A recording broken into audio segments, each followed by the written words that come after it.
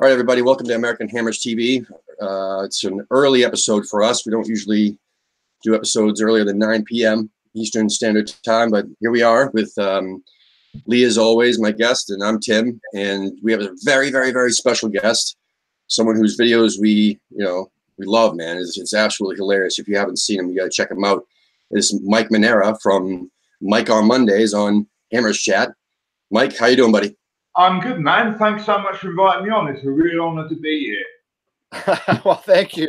It's an honor to have you. We're excited to have you. This is our first broadcast with somebody from England, isn't it, Tim? I think. Yes, actually living in England right now. Yeah. Right, living in England. Yeah. We've had a few English folks. Yeah, we've English guys on the show who live here, but this is our first transatlantic experience on Google Hangouts. So hopefully it's going to go well. Hence the early hour, then you've done this to accommodate somebody who's in a completely different time zone, I assume, then. right. Yeah, it's a system of pneumatic tubes. Yeah. Yeah. Can I also add, right, because you get this, if you watch American films, because we all do it here all the time, yeah, English people are always either gay or evil. Do you know what I mean? Right. Any English characters in American films are gay or evil, and I'm neither. Just to make that clear. But if you look at me and see myself in the little corner of this thing here, I look both right now. Do you know what I mean? It's just the lighting. I'm not gay or evil. Just to be clear, nothing wrong with being gay, and there's lots of things wrong with evil, obviously. You see my kids in this picture in the background. Just I'm really overdoing the "I'm not gay" thing here. I got a lot of gay friends, big up the gay community, but yeah, I'm not Hollywood stereotype. Just get that clear. I'm just gonna let you keep talking. So listen, so your background, you are an actual, you're a comedian, right? I mean, you do that for fun, or you do that seriously full time, or what's your deal? No, I was a full-time comedian. I'm not so much now. I've got a bit old for it, to be honest with you. I spent 15 years on the UK comedy circuit, and I toured all over Europe as well, and played in Germany and Barcelona and Italy and various places. Anywhere that I had English-speaking comedy, I went out and played. But yeah, I was a stand-up comic for many years. I kind of retired, but I did a gig last week. I still do it. If it's a nice enough show, I'll go and do stuff. But largely, I'm retired. I'm more doing this sort of thing on YouTube, etc.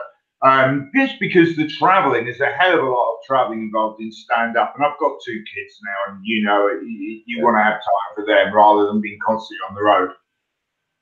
How old are your kids? Younger than they should be for somebody of my age. I left the whole kids thing really late. So they're 7 and 8. Do you know what I mean? And I'm about to be 52. So I'm like way too old to have kids at that age. But they keep me young, I like to say. Absolutely, man. Yeah. Tim and I both have young kids too. I have 2 boys, and he has a boy and a girl. So yeah, we feel you on the want to be with the kids and not travel so much. I understand that completely.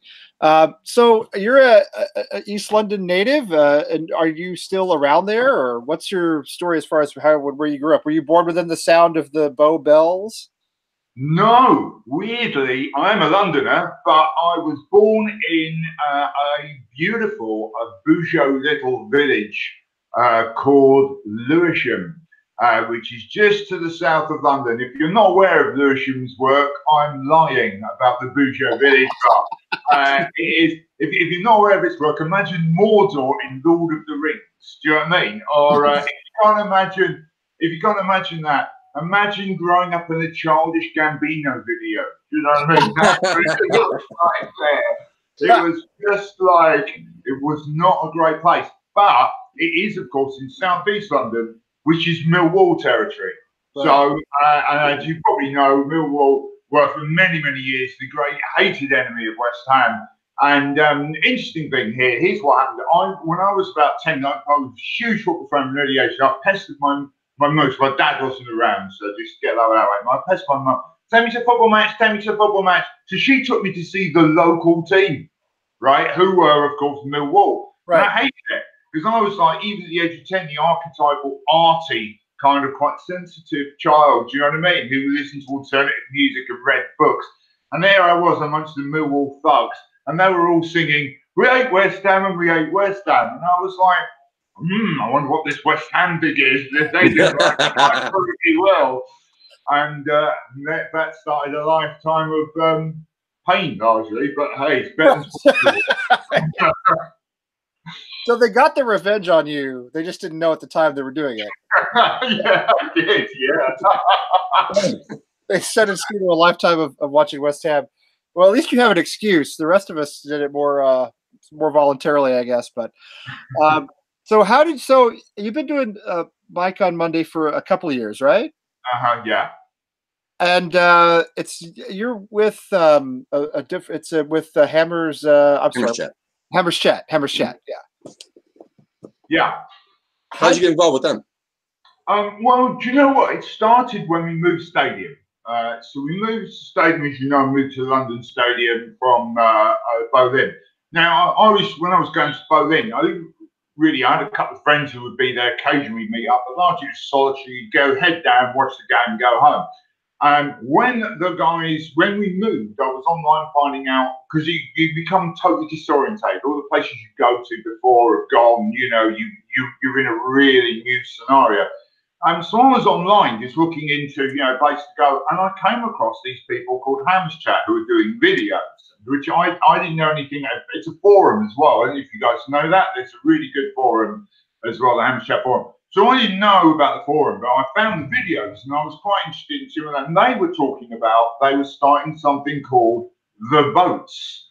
Did you hear about the boats? Now the boats are phenomenal, and they were doing some pre-season friendlies at the ground, before the season started, test out what the ground was like. I had a season ticket for the new stadium, so and they were starting the boats then. So I messaged them, I went on the forum and found the videos and said, look, I don't know anyone here, but I'm going to go down to the boats. And this guy contacted me back called Gonzo, if you've ever watched that. Yeah, there he is. He's one of the main people then said, don't worry, I'll look out for you, and blah, blah, blah.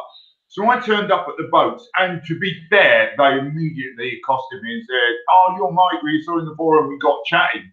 And it was from the boats, really, that it all grew. I mean, I go to the boat every time I go, pretty much, and we'll meet for rain. The boats are literally underneath the stadium. There's a canal, and on the canal are the boats. Yeah, so you are literally right under the stadium. It's a great place to meet for a drink beforehand and after.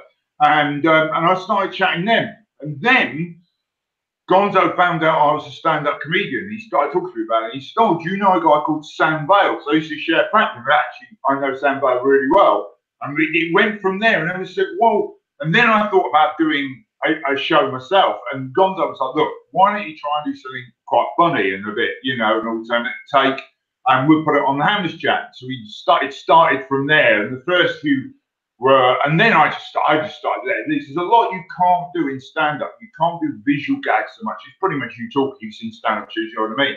So I love the freedom of being able to do visual stuff and drop stuff in and do sketches and be characters. And you've seen Mike on Monday, you know what it's like. It's I describe it as a sideways look at West Ham. It's quite daft. You know what I mean, largely. But on the other hand, the idea is it is informed by somebody who vaguely knows what he's talking about on the West Ham front as well. So that's where it all grew from, and it's become very much a cult show. Not that popular, but the people who like it love it. It's that sort of thing. Yeah, I actually watch the videos sometimes in the truck. I work for Habitat for Humanity, and we pick up donations and stuff like that.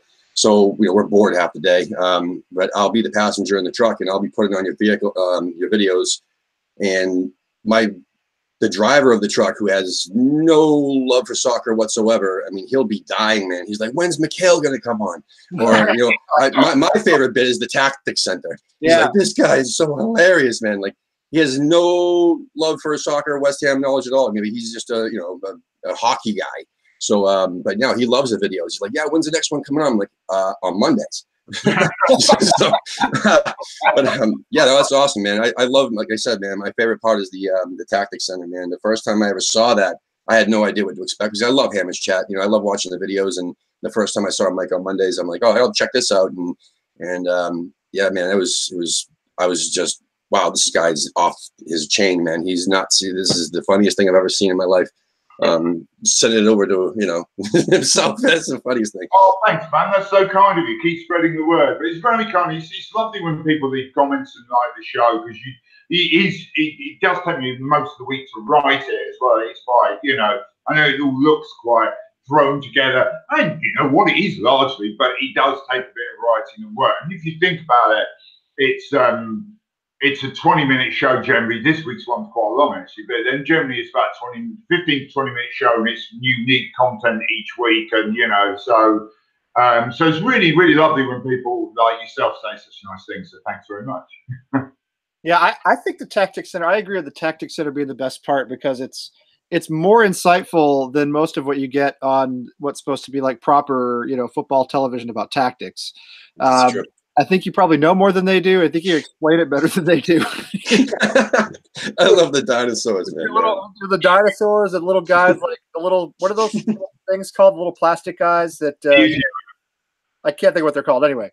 It's a video player. Yeah, there you go. Yeah, right. Which is a big thing. It's like a big thing in England, big thing in the UK, which we never really so much had over here. But the Tactics Center, and also, of course, our Russian friend. Is he going to come on with you today, or is it just going to be you? That would be, unfortunately, it's hard to get the digital connection to Moscow. Otherwise, right. I'm sure if you asked him, he'd be happy to join you 1 week. Oh yeah, 100%. So where does he come from? I love him. Where does he come from? Why a Russian guy? Just out of curiosity. Don't like it. I think it's like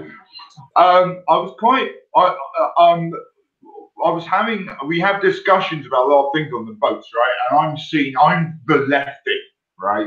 I'm left wing politically, and the rest of the guys there are always wondering, saying, you're practically a communist. So I thought, what would a communist actually be like? You know, this mental like Russian communist guy, and also I've got the clothes for it.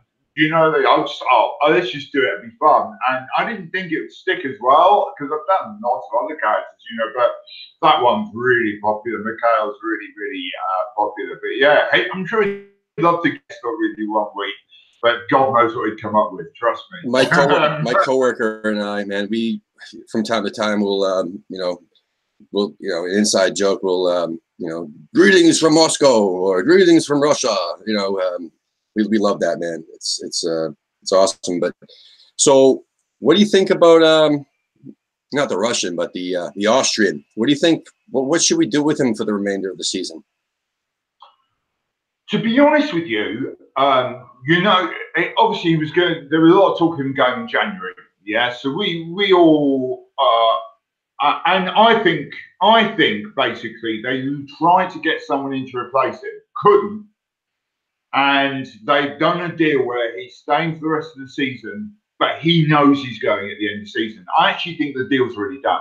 I think that they've done a deal whereby he's going wherever he's going, to China or wherever it is he's going, and it's a done deal except for the signature on the paper, the fees agreed, whatever.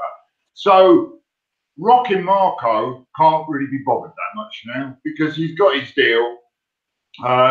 And I noticed that his increase in pay was also tied in with appearances to try and motivate him. And I don't think it's worked, you know? So I don't think Arnautovic is that bothered. It's a shame because last season, as you probably remember, we were a pretty dismal team attacking wise, but had Marco Arnautovic in top form and he was pretty good.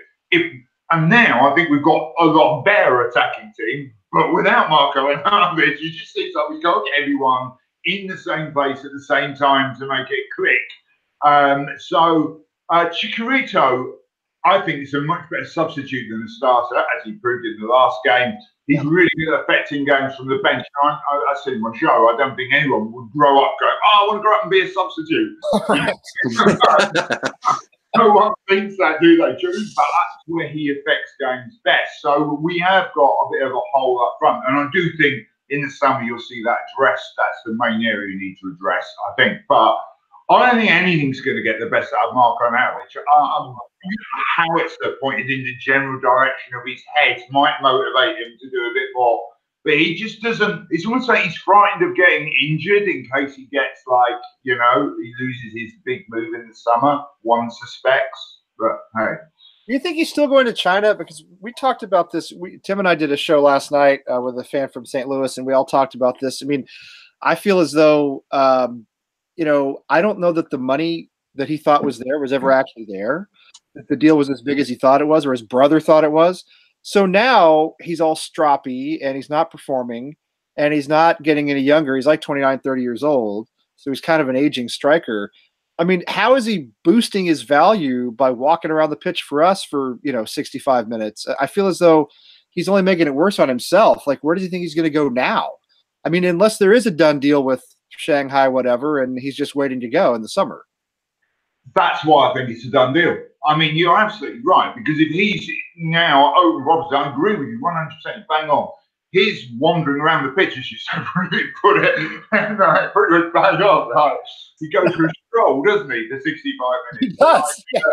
And then he gets substituted and goes, "Oh, hardly broken a sweat this week." That's what it is, because if let's just assume for a second and take the other way and take the other option, which is there isn't a done deal.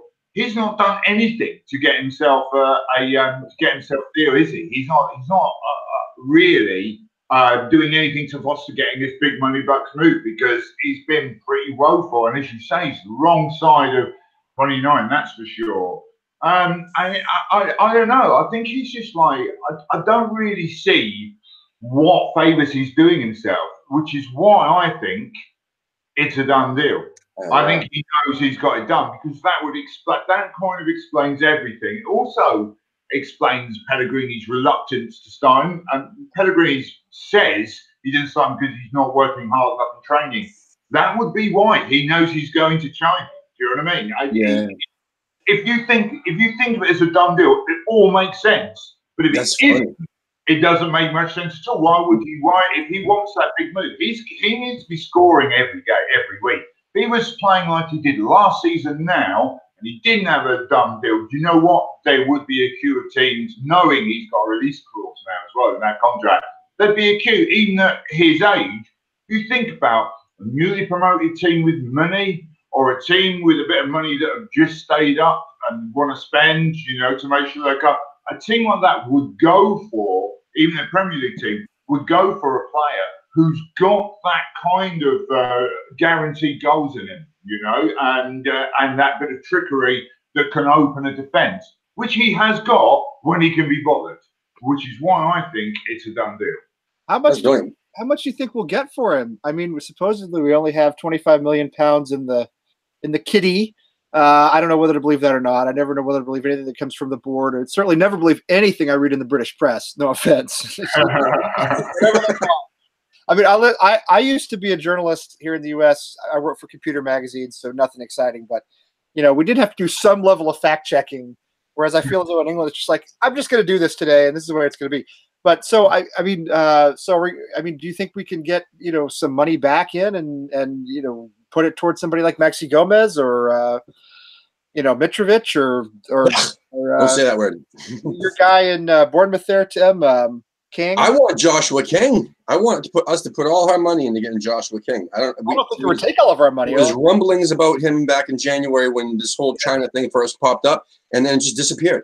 So I don't know if there was just like a Eddie Howe saying, no, we're not selling him type of deal, and then he just stopped talking about it. But why are we talking about a Mitrovic who doesn't score enough goals, who, you know, has been on, you know, teams that have either been, you know, relegated or just, just promoted? Why are we going for someone like that who's, you know, not the youngest guy either, when we can get a 27-year-old Norwegian international who scores goals? But do you guys have any feel? I mean, I don't know, Mike. Do you have any feel? Do you think what kind of transfer fee would we be in for from Arnautovic if we're sending him to China? Are we getting anything out of this? Can we do anything with it? I think that okay. So let's go through. You've raised a lot of questions there. So let's go. Sorry, we do this a lot. It's circular. It goes around.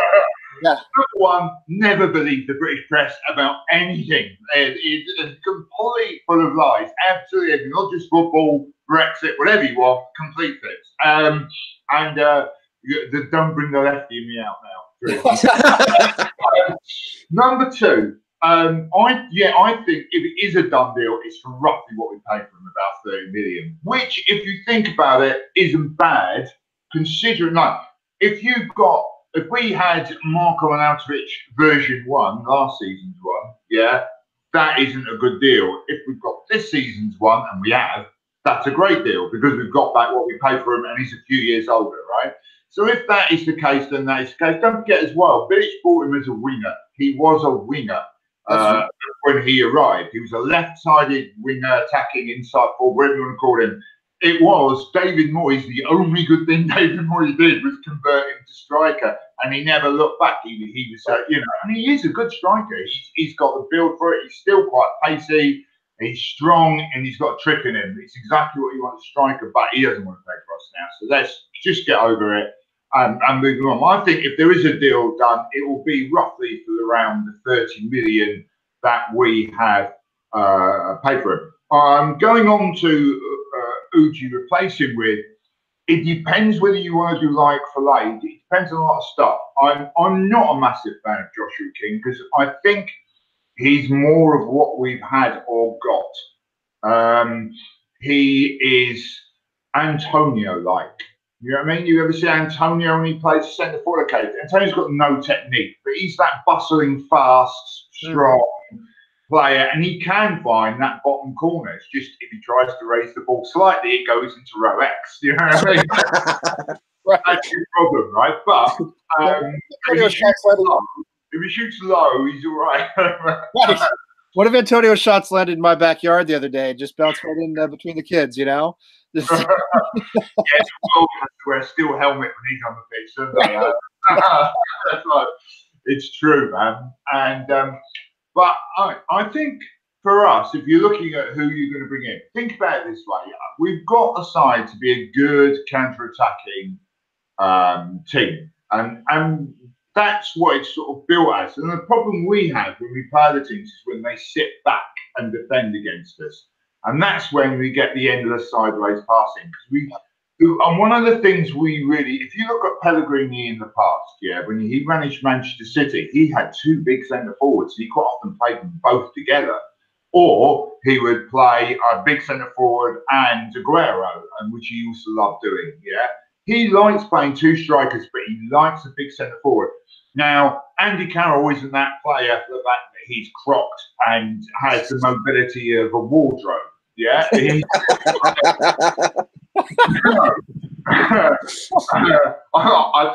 seen houses move quicker than Andy Carroll, and it's like he isn't mobile enough. I kind of see the logic in going for a Mitrovic, which is a fit Carroll plus a little bit quicker.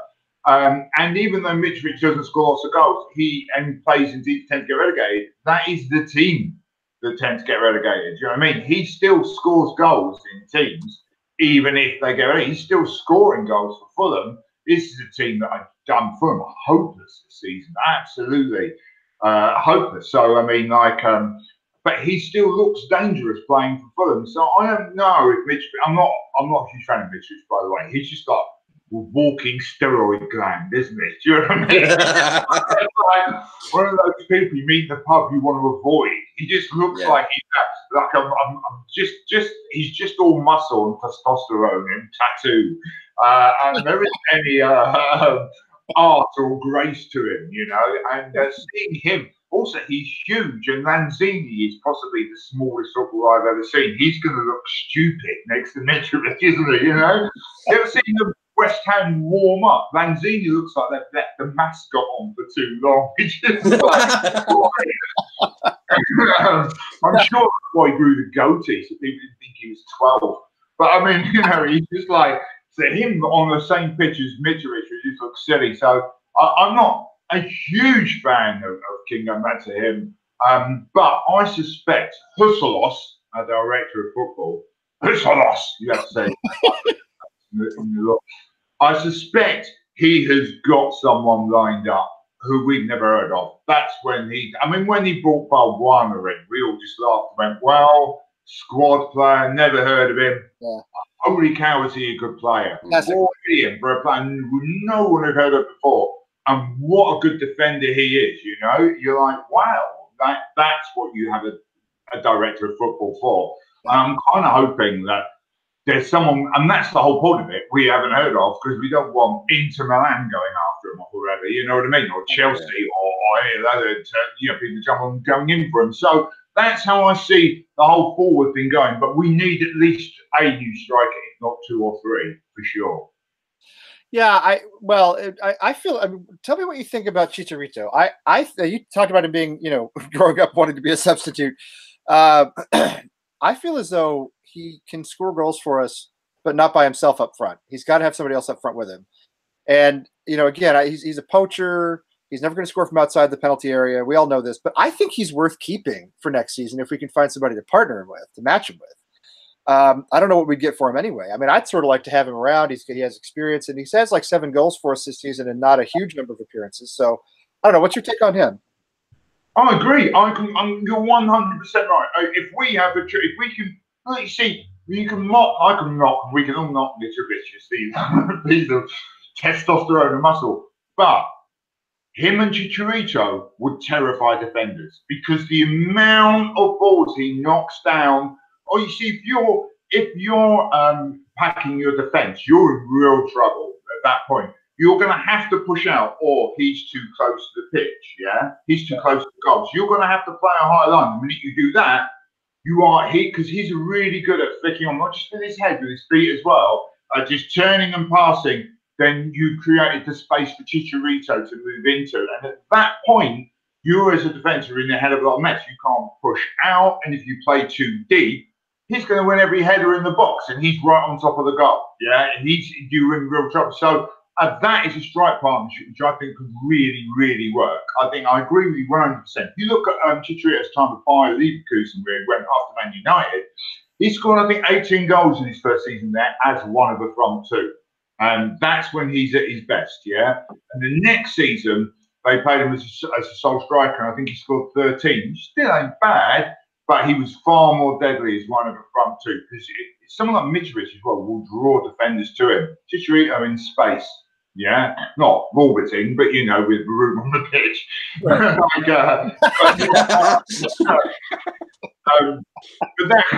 But that's how I see him. That's how I see him working for us. And I agree. I know you would get much money for him. I know he's on quite a big wage, but I think keep him because he is a player. Even as an impact sub, he's worth having.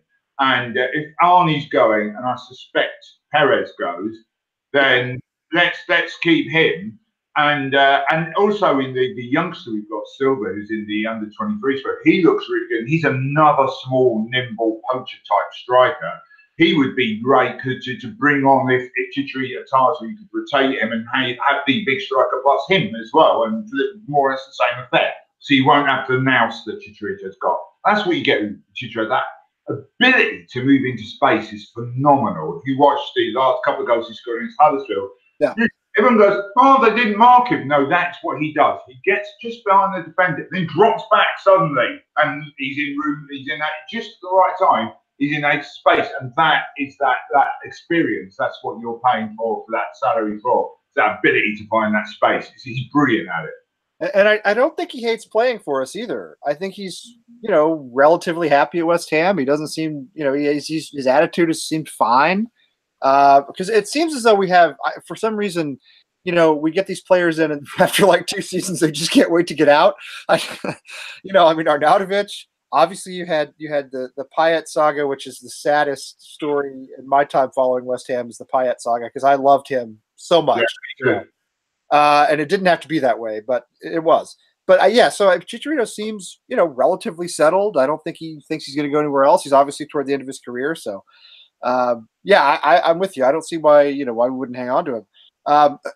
One of the other things that's baffled me, Tim and I talked about this yesterday, is our defense, which Tim doesn't like Fabianski. Let's just get that right out in the open. I do. I think he's been a great keeper.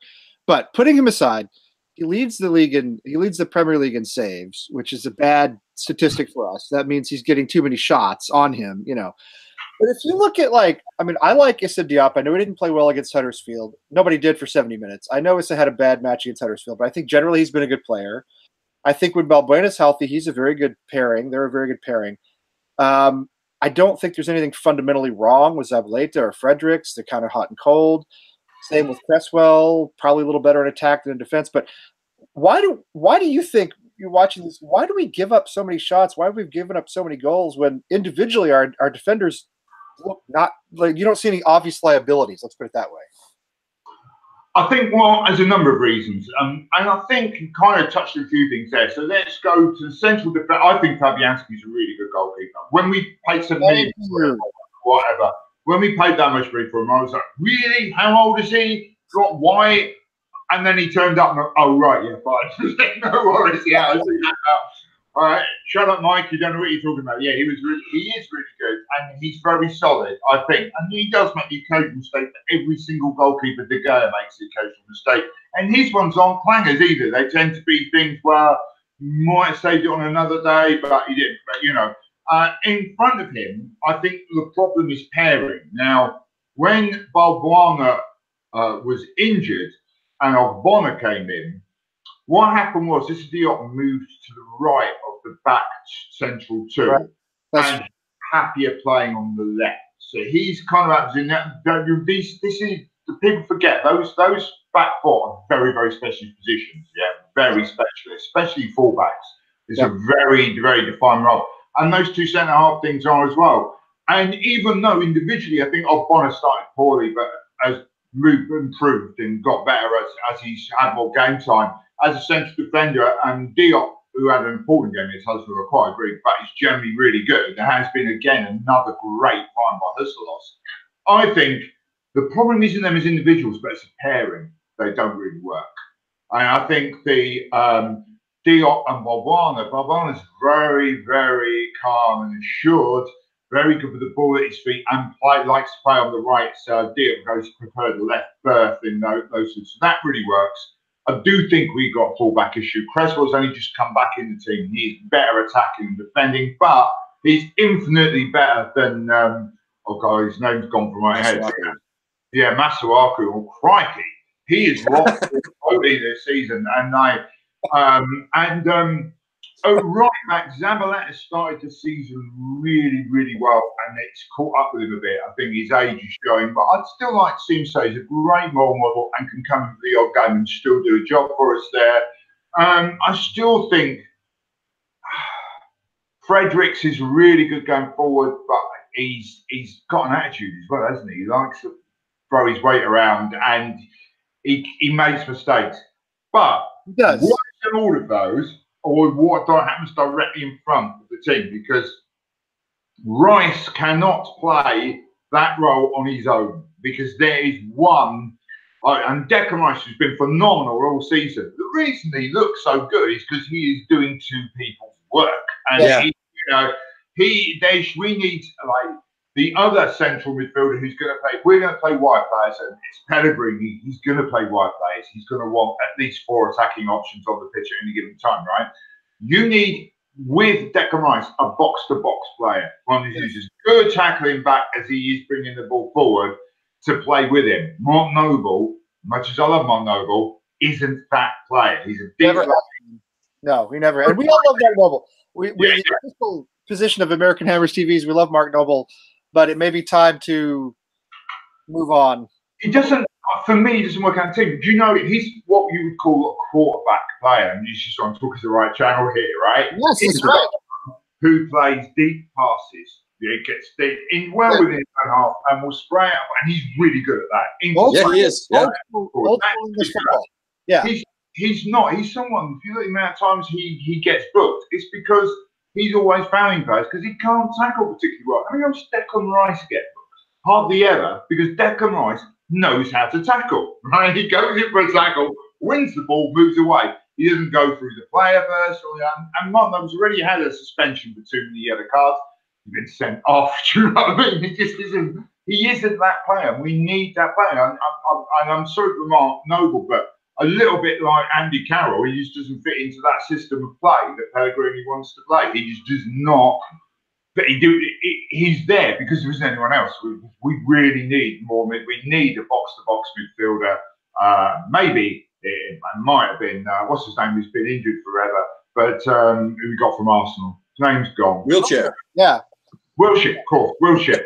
Might have been him, but Wilshere made of plasticine and disappeared into a hole somewhere. So I don't really, you know. So I think that's why, because there is way too much defensive midfield responsibility on young Declan Rice's shoulders. And if you look at the goals we can see, they're generally from players coming from deep, coming from midfield, motoring through, and there's a hole because Declan Rice had to go and confront the person with the ball, and no one's tracked the other midfielder.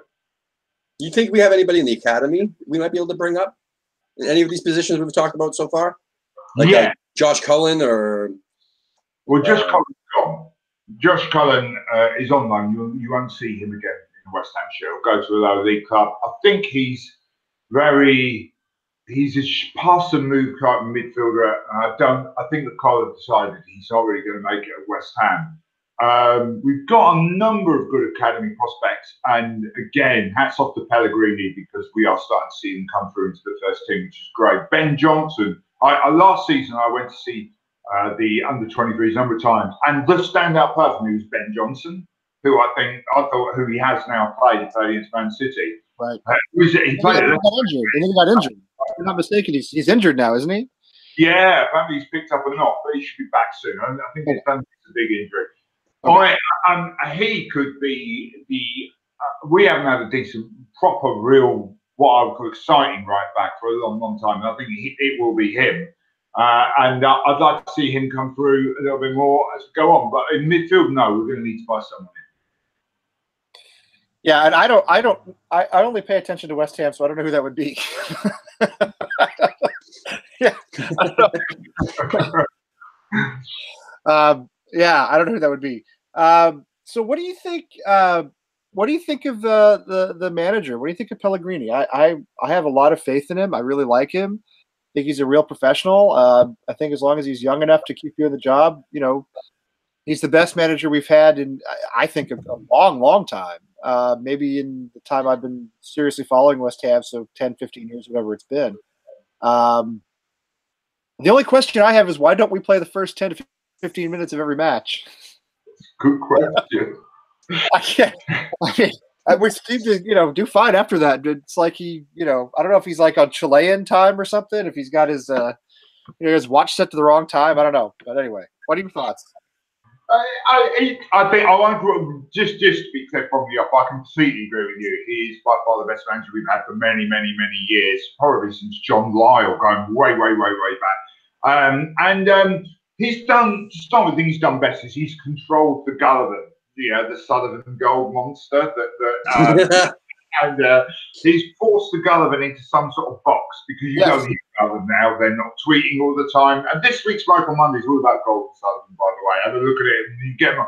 I don't think that's the best thing he's done. He's got them away from the running of the actual club because his owners, I don't think they're that bad. It's when they become director of football / dictator of football, as I like to call him. Do you know what I mean? Just somebody who wants to run everything. He's somehow got him into a box closer than locked it, which is just brilliant. And they respect. I think that's why. Yeah, I think they respect him as a manager in the way they didn't respect Bilic. Commanded no respect.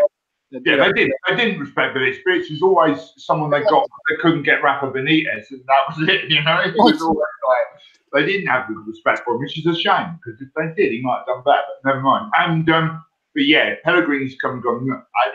Pellegrini just does you remind you get those detective films, right? And there's always some guy in a detective film who's nearing retirement and has got one last really nasty case. Yeah. And he's got that weary air of that detective, hasn't he? He's always like, for me, I must solve this case and I only have a few weeks. It is a big job for me. And this week we are trying to look for clues in set plays. It's just like He's like that really, really clapped out detective with one last case, and we are that last case. He's like, right, I'm going to achieve something with this team if it kills me. Suddenly, it might well kill him. Yeah. You know, and watch the next episode to see. You know what I mean? Of the detective series, Pellegrini. Where do you think we could finish this season, or where do you want us to finish? Beginning of the season, we did the on Amherst chat. We predicted this, and I predicted between 10th to 8th, and I stick by that. I think we're 9th, which is exactly between 10th to 8th, isn't it?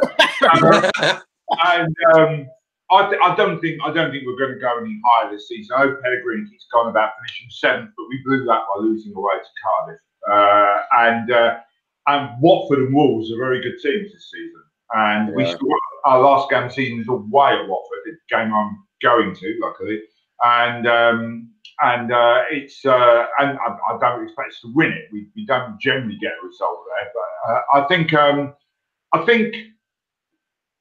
Pellegrini had a lot to do this season. He had a completely new team brought in, Morris. You think, remember that to last summer that he had to integrate, and you've got a new manager with a very, very, probably aware of Moyes' stuff last season. It was a completely different approach to what we were doing for the last couple of seasons, really, under Bilic and Moyes. So the players had to go through a real radical turnaround. Hence, we lost the first 4 games in a row.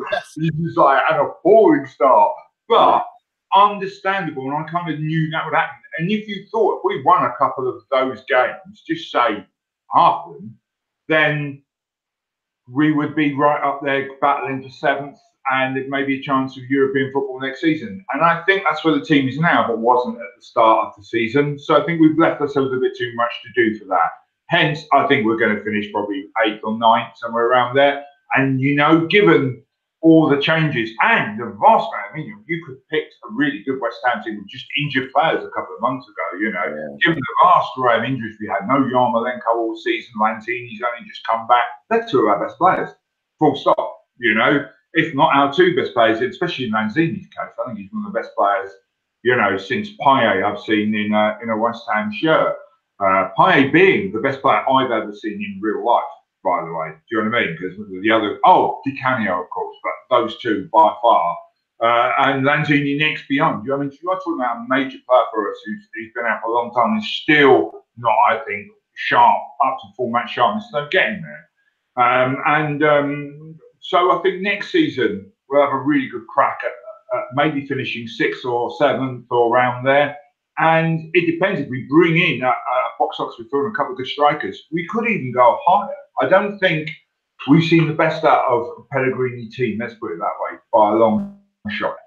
And we're statistically, I keep seeing this on Twitter, we're statistically the most improved club in the Premier League in terms of points where we are compared to this time last season, right? But you have to remember, I keep trying to remember that this time last season, we were panicking about relegation. I mean, it was, Arnautovic was basically saving our season. Yeah. And every week it was like, not being able to breathe as to what the result of the match was going to be because we were, again, in another relegation battle. And, right now, I always say, we said this last night, I think we're on 42 points, which is a number of points West Ham had when they were relegated in 2003. So one more point is really all I ask, and then I'll feel much better. But no, we're not in a relegation battle this season, and I think that's a lot of that's down to Pellegrini, and also a little investment in the summer was good. But yeah, I feel the same way you do. I actually feel almost optimistic for the first time in a long time. I mean, I don't know. That's dangerous. That's a really dangerous and scary way to feel, but that's kind of how I feel. Yeah. Yeah, dangerous, that optimism, mate. She's a West Ham fan that can kill you, What's the old quote? It's not the despair, it's the hope I can't stand. Yeah. That so applies to West Ham. It really does. I think the thing you've got to remember with us is we are obviously one of the most improved on last season because we were awful last season. We were just terrible. I remember us getting really drunk at the last game of the season home to Everton and doing the conga around the stands and stuff like that. And just the whole round of party because there was nothing on it because we knew we were safe because we'd beaten Leicester away in the penultimate game, yeah? Yes. And that had secured us staying up, you remember? And we were all like, yeah, we're staying up. And at some point, you're like, hang on, we've just moved to the Olympics, the former Olympic Stadium, right? 2 seasons ago. We've got 60,000 people turning up every week. What are we doing? Like fighting relegation. We're now, we've got the I think it's the second or third biggest stadium and it's full in the Premier League. Well, why are we in this position? So yeah, they had to spend some money. You know, they really, really had to spend some money. But don't think that they did us a big favour because they underspent for the 2 seasons previous. So they were just catching up. So it'll be interesting to see what happens this summer. But yeah, I agree with you. I think if they bought no one but sold no one, think of it this way: we would improve on this season next season just because they're used to Pellegrini's system. With healthy players, we have players coming back from injury, and I think as I said to you before, if we'd had second half of the season and first half, and the players were used to all of that, and the new players were integrated, we'd be looking at maybe 6th, 7th, or 8th around there rather than a few steps back. And I think that's where we'd be next season. I hope we will improve the team, and that allows us to go even further. But yeah, so I'm really optimistic as well. He's probably deadly. That's why Pellegrini is my favorite signing. So I mean, this whole season. I mean, if we didn't sign any, like you said, I mean, even if we didn't sign any players last season and we just brought in Pellegrini, I think that we would have noticed a difference, and especially over time. I mean, I think that was the best thing that's happened to us in the past decade or so. Yeah, I agree with 100%. He's the most essential thing we have, better than any player. And no player we've had, any player, is more important than him by a long way. Yeah. And I agree with you. The point you made on your show earlier today and here as well about how he's kept Gold and Sullivan, and let's face it, particularly Sullivan, in a box. But I think it's because of the respect they have for him. And maybe that was part of the deal with him coming in. Maybe he said, hey, look, I can't have your son tweeting garbage all the time. Can't have you meddling in things. You're going to let me run the club. If you want me to run the club, you're going to let me run the club. Which has been great for the women's team, which you also touched on in your show, which we try to talk about every week. We're very proud that, West Ham has a woman, really good women's team, Yeah. I think it's because it's very new. Don't forget, it's our first season in the Super League here in the UK, right? So because it's really new, it's taken a lot of the season for the supporters to really catch on to the fact that it is a big thing. But it is on Sky TV and stuff here, so people are starting to watch it a lot more. And I think next season, I'm not for the team, but for the supporters' point of view, you're going to find a lot more people starting to go. West Ham fans are notoriously loyal, as I'm sure you're aware. And I think you're going to see people who start catching on. I certainly want to go. Let's say my girl who's a big football fan, and she wants to go and see West Ham ladies. And I'm like, yeah, let's go and do that because it would be a fun thing to do. And it's important that women get to see in the UK. I know it's a much bigger thing in the States, but here in the UK, it's like still seen as a minor thing. But in the last few years, with the TV coverage you're getting, teams like Man City taking it as seriously as they are as well and going out to be all conquering. And I think West Ham, who had shuttled their ladies' team basically into a shed in the corner of not even the training ground, the public park. Do you know what I mean? It was ridiculous. I had to get changed in the toilet and everything. Suddenly went, we'll bring it all in-house and we'll spend some money on it and we'll do it properly. And Jack, Sullivan's son, has been put in charge of it. And he's done a reasonable job he's got us into that main league. And 7th out of 11 is reasonable for the first season. Oh, yeah. And then the semi-finals of the Cup. Semi-finals of the Cup, yeah. And I think if you looked at what season, I don't know what they were, season predictions before the start of the season, that would be above where you would hope. Do you know what I mean? It to be. Absolutely. Yeah, absolutely. And, well, I think only one club gets relegated in the women's league. So I don't, So I mean, staying up is not really something that's unexpected. But I think to be more or less mid-table in our first season is very good. Over the years, I used to write about women's soccer here in Boston when we had a team. I've met some of the players from the Arsenal women's team over the years through some friends. those clubs have had established, women's teams for a long time. So, I think for us to jump in like this in our first season and be relatively successful, be in the cup semifinal, be basically mid-table, it's a really good sign, and it's a great investment for the club. I have my kids are both boys, but I have 3 nieces who play soccer and they love playing. And, it's nice for me to be able to say, I mean, of course they have ambitions. They all want to play for the U.S. women's national team, of course. But that's the thing. Go ahead. I could say to them, hey, you can be a West Ham fan like me, Yeah. Across the women's team. It hasn't worked yet, but it's going to work eventually. But here in the States, like you were mentioning, like the only interest really is the women's national team. We have 100 leagues out here, it seems, and a couple hundred teams across the country, women's teams. They're professional, semi-professional, whatever, but not. It's just like over there in England. Not nearly as many people give a shit about it as they do the women's national team. And then, but yet at the same time, like you said, Lee, there's thousands and hundreds of thousands of kids the girls that play soccer, love playing soccer, enjoy all the way up through college. And then really some go on, to teams, but at the same time, not enough people are actually going to the games. I think you've got a little bit of a perfect storm here in the UK, because you've got, to start with, the English national team have started to play well, right? That's a big thing. You said the same thing, and it's the same here.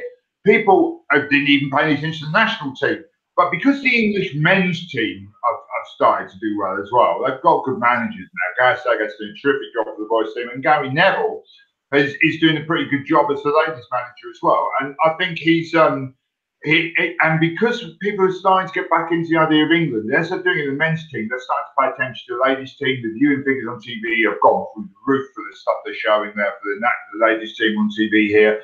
And now, because of that, we go, oh, right, once you get your head around there's a national team, you get the head around there's a club circuit around it. Because obviously you can't have a decent national team unless they're playing week in, week out for a decent club. And people are getting it into their heads now. And they're starting to look, there's a women's Super League. Oh, West Ham are in it. Do you know what I mean? It's just now beginning to enter into the subconscious, which is fine, because it wasn't at all there before. People didn't even take it on board before. And I agree with you 100%. I've got a little girl who's very keen on playing football. You're particularly good at it. She's only 8, and she's like, but she really wants to go and see. She's really into the idea of women playing football, and she wants to go and see something she relates to more than those sweaty blokes running around the football pitch. It's something she identify with and aspire to. I was chatting to Gonzo, his little girl is really good according to him, and she's got this whole idea now that she's seen West Ham got a proper ladies team. That's her goal suddenly there. I want to play for West Ham ladies. That's what she wants to do, and it becomes aspirational, as you were saying. Like the girls wanting to play for the USA national team, that's what she's going for. She wants to go and play for. She's got a goal there even though it's a distant thing, that's what is available. What before wasn't available. It just wasn't there. Where is the aspiration for people? So I think it's really, really important. And certainly, I'd like to maybe towards the end of this season or definitely next season do a lot more stuff that I was talking to. I'm hoping the guys at Hamish Chat, we can do some sort of live broadcast from some of the ladies' games, because obviously they're less restricted with the TV rights. You can get away with a bit more live broadcasting. I thought it would be a fun thing to do maybe next season, and see where it goes. Yeah, they also announced this year, in America anyway, that the women's national team, they announced equal pay comparable to the men's national team, which is, a first, obviously, for us. And so that might give more aspiration, or help, garner more interest. And hopefully that spreads amongst, the women's leagues here too, because obviously if these girls are just going out there for fun, making maybe like £100 a week, that doesn't really, no one really aspires to that. You know what I mean? I mean, they need to make, professional money. I mean, not just the national team. I'm talking about like the actual professional leagues out here, the semi-pro leagues. They need to, it's not just for fun. They make like $25,000 for a season. A year. That's not really a living wage. I mean, you make more than that working, fast food or at Walmart. So, but the women's national, let's face it, to be honest, our women's team, the U.S. women's team, should make more than the men's team. They bring in more money. They bring in more TV viewers. I'm not making any of this. This is all true. They're better. They've won the World Cup. Way more successful, aren't they? Let's face it. Yeah. I mean, they're vastly better. They're actually in all seriousness, and no joke about this. It is the women's national team, not women's soccer in general, but the women's national team in the U.S. is a bigger deal than the men's team. They're better. They have more fans. They're bigger. They're more of a draw. So, again, our women's leagues suffer, unfortunately, for a lot of reasons. Part of it is that they're not very well run in some cases, but I mean, there is a future for the sport, which I think is fantastic, considering 10, 15 years ago, I mean, there really was nobody talked about it at all. So, well, 20 years ago, let's say. Well, Mike, thank you so much for coming on, man. But we've taken up, an hour of your time, and I know your time is precious. So, is there anything you want to shout out, mention, or anything before you leave? Yeah, just quickly to people are viewing over there in the States, then do watch Mike on Monday on Hammers Chat. If you go onto YouTube and type in Mike on Monday, it will come up. And also just you can follow me on Twitter at WHU Mike. That's like West Ham United Mike. WHU Mike. And but it's been a pleasure talking to you guys. Thanks so much for inviting me on. And it's great that we've got a channel over there doing stuff for a USA audience. I said to you guys before we started, really terrific. And hats off to you. It's been great fun being here. Well, thank you so much for being on, and we want to have you back again sometime. We really do. We'd like to do that, and if and when we get over there for a match, we'll all hang out and we'll have a good time. Okay, before we go, Tim, do you want to talk coffee? Oh yeah, you're going to mention it. We got a sponsor, Mike. We got a sponsor. This episode has been fueled by, or for me anyway, I drink coffee like crazy. But there's a link in the description for Strava Craft Coffee. You save 15% off your first purchase. It's it's quality, super gourmet, handcrafted coffee. They do so much to make this the best coffee in the States. And I drink it every episode, and I drink it in the morning. I drink it at night. They have coffee with CBD oil in it. They also have regular coffee, decaf, regular decaf coffee as well. So whatever floats your boat. But that said, I do want to mention, hey, Mike came up with a great idea. I would definitely watch that TV show or that movie, Chicharito in Space. Or maybe you should add that to your Mike on Mondays, a little animated skit, Chicharito in Space. That would get a lot of viewers. Chicharito just sort of orbiting, and then an Antonio shot. Yeah. Dude, if there's one thing I got, that's my favorite part of this episode, man. I was just thinking about that. I was in La La Land. I was like, Chicharito in Space. That would be hilarious. We'll see everybody at 2:00 today, right, Tim? 2. Oh yeah, 2:00. We got Holly Worthington coming on with us. From the sublime to the ridiculous. We're going from the lovely Mike to the lovely Holly. Yep. She's on at 2:00 today, Eastern time here in the U.S. And of course, most people are working. I am technically working at home, by the way. Oh, and also Wayne from Dallas Hammers will be coming with us too. Do what? Say it again. Wayne from Dallas Hammers will be joining us with Holly. Yes, it's going to take 3 people to interview Holly. Yeah, Wayne's going to be on too. It takes 3 men. It takes 3 men to interview him. Oh, but Wayne is fantastic, and he's legitimately English too, so that always helps. Yep, and we do have an episode coming up on the Jesus, what day do we have? What do we got? Sundays and Tuesdays? What day is it? I don't even know what the day is. Thursday. We're adding all these new shows, and I'm getting all discombobulated. All right. So shit, who do we have? I don't remember. I think Sean from New York City. See, I should tell you this, shouldn't I, Lee? I should keep you abreast of what we I know. I should be paying attention. I should give you well, I got it on my notes anyway. We got Sean from New York City Hammers, the guy who we were supposed to have on the first time around. And it's a little crazy from what we understand. Sean's got a reputation, so we're gonna see how Sean's got a reputation. That should be a lot of fun. And then on the 31st we have Maryland Hammers on. And then the 4th, I don't think we have any. Yeah, the 4th we have Knoxville Hammers. And then next month, man, we got Knoxville, Chicago, Nashville, Charleston, South Carolina. We got a bunch coming up. Hopefully, trying to get a hold of Hollywood, trying to get a hold of Los Angeles, trying to get a hold of Seattle to confirm dates with them. So if you're listening or watching, or you know anybody in one of those groups, send them my way. I'd like to get them booked. Yep. Because listen, we're starting to. Yep. Sorry. This Saturday. No, go ahead. Premier League mornings, although it's not going to be in the morning, it's going to be at lunchtime. NBC Sports will be in Boston. We're going to go down. We're going to be obnoxious. We're going to have a bunch of West Ham fans there. We're going to do our best to get on television. We're going to do our best to pimp American Hammers TV. We got to find some way to get our YouTube channel on TV. So we're going to be in Boston at the Cask and Flagon. We're in to the bar. Nobody gets in the bar, Nobody can get in the bar. We are in the bar. We're in the bar. We're going to be on the show in one way or another. So we're going to do some live stuff from there, and then you can watch the archive later on. So keep a lookout for us. We'll try to make you proud or ashamed, whatever the case may be. Awesome. So on that note, we'll talk to you off the air for a second, Mike. But come on, you Irons. Super Irons.